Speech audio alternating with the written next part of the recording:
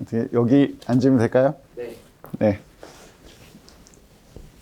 오늘 주제가 술이니까 편안하게 얘기를 하면 될 것 같고, 그럼 오늘 뭐 가운도 좀 벗고 편안하게 해볼까요? 네. 네.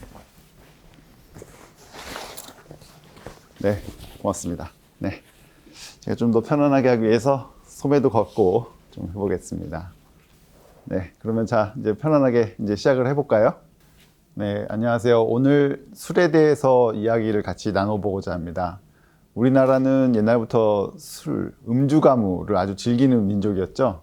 그래서 술을 권하는 문화도 많고, 그래서 자기의 의지와 관계없이 술을 과하게 먹게 되는 사람들이 많은데, 그래서 사람들이 항상 고민을 하게 되죠. 술을 자기가 원하는 것보다 많이 먹게 됐을 때, 그래도 거기서 어떻게든 덜 취하면서 또 분위기를 맞춰줘야 되기 때문에 어떻게 하면 술을 좀 잘 이겨낼 수 있을 것인가, 이런 부분에 대해서 상당히 고민도 많고, 그렇기 때문에 숙취 제거를 하기 위한 여러 가지 음료나 제품들도 많이 나와 있는 형편입니다.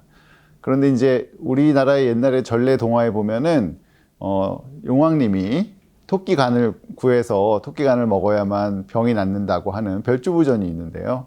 그게 어떻게 보면은 술에 대한 시사점이 아주 많은 전래동화라고 생각을 합니다.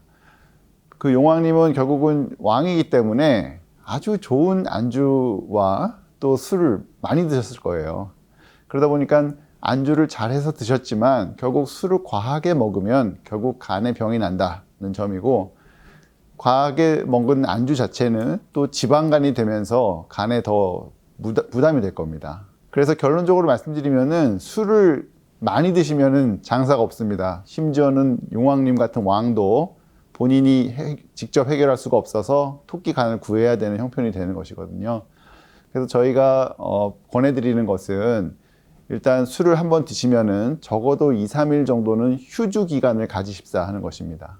그래서 술을 매일 드시거나 하루 걸러 이틀에 한 번씩 드시거나 이런 식으로 술을 드시면 결국 이겨낼 수가 없어요. 그래서 결국 술을 한번 드셨다면 적어도 2, 3일은 꼭 쉬셔야 됩니다.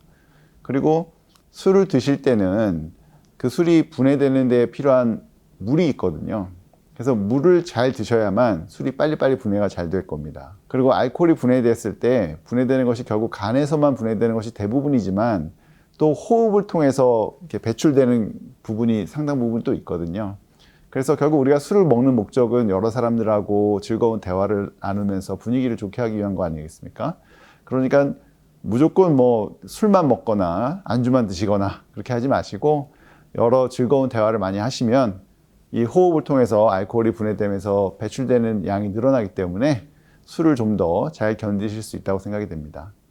그리고 본인이 타고난 알코올 분해를 하는 속도는 정해져 있습니다.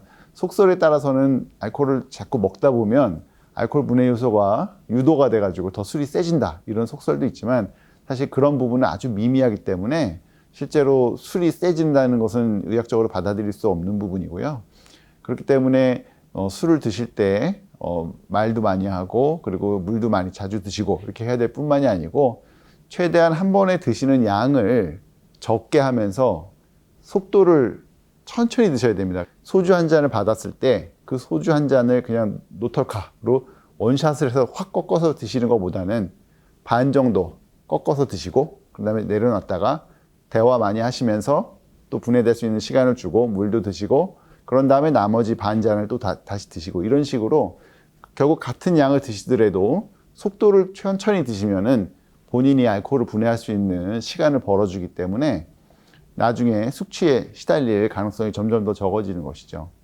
그래서 알코올은 결국 두 단계를 거쳐서 분해가 되는데, 첫 번째 이제 알코올 분해 요소라는 것이 알코올을 분해를 합니다. 그러면 거기서 아세트알데하이드라고 하는 알코올 분해 산물이 나오고요.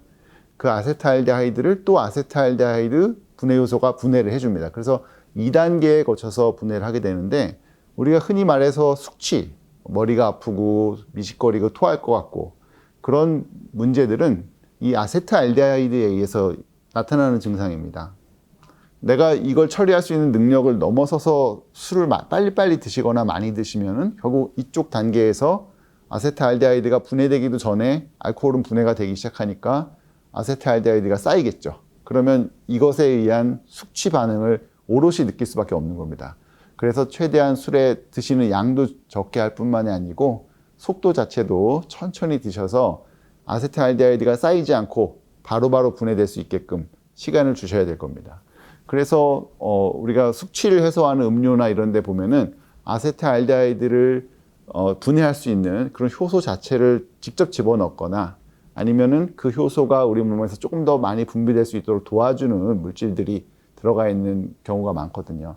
그래서 대표적인 숙취 해소 방법 중에 우리가 뭐 콩나물국이나 북어국 같은 것을 먹지 않습니까? 그런 경우에 이제 아세트알데히드 분해 요소를 많이 유도를 해서 결국 아세트알데히드가 쌓이지 않게끔 해주어서 숙취를 해결하는 그런 방법입니다.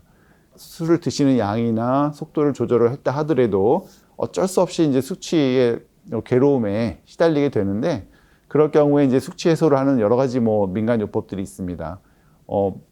아주 땀을 많이 흘린다든지, 그래서 사우나에 가서 땀을 뺀다든지, 아주 맵고 뜨거운 해장국 같은 걸 먹어서 또 땀을 많이 흘리면은 해장이 된다든지 그런 속설들이 많이 있는데, 실제로 알코올이 분해될 때는 물이 많이 필요하게 되는데, 그런 식으로 땀을 많이 빼버리면은 탈수가 되면서 오히려 알코올이 분해되는 속도가 늦어질 수가 있고, 나중에 탈수로 인한 그 숙취 증상이 더 오히려 심해질 수도 있습니다. 그래서 맵고 짠 그런 해장국 같은 종류보다는 이런 그 북어국이나 콩나물국 같은 맑은 자극적이지 않은 그런 음식으로 해장을 하시는 것이 좋다고 생각이 됩니다.